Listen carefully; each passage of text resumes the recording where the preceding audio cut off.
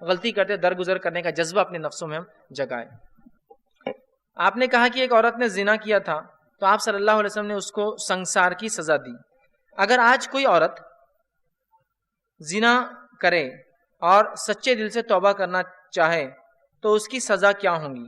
دیکھیے، سب سے پہلی چیز تو یہ کہ زنا کی جو سزا ہے وہ تو تبھی دی جائیں گی جب اسلامی حکومت ہوں گی۔ اب چونکہ اسلامی حکومت نہیں ہے تو وہ سزا کا کفارہ جو ہے، مطلب سزا لے لینا ہے، کفارہ ایک قسم کا گناہ کا، اب وہ سزا کے طور پہ کفارہ تو کنڈیشن وہ تو اب ختم ہوگی۔ اب جو چیز باقی ہے وہ یہ ہے سچی توبہ۔ چونکہ زنا کی بدلے سزا اگر شرعی حکومت ہوتی، وہ جا کر اپنے آپ کو بتاتا، وہ کیس ثابت ہوتا تو دی جاتی، لیکن اب وہ شرط تو ہے ہی نہیں، اس لیے کہ اب یہاں کوئی اسلامی حکومت نہیں۔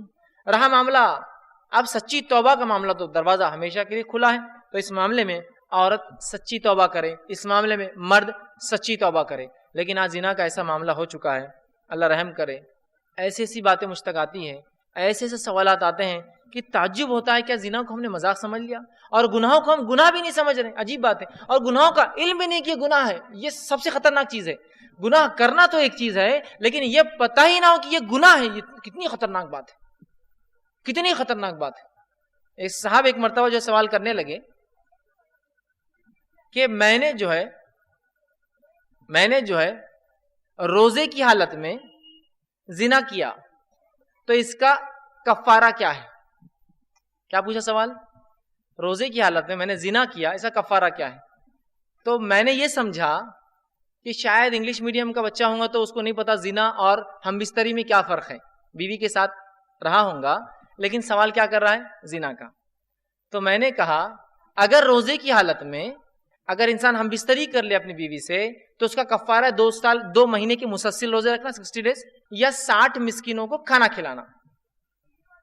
2 مہینے کے روزے رکھنا، 60 مسکینوں کو کھانا کھلانا۔ میں نے جواب دیا اس کو، اس نے کہا نہیں، یہ کفارہ تو ہم بستری کا مجھے معلوم ہے، زنا کا کفارہ کیا ہے؟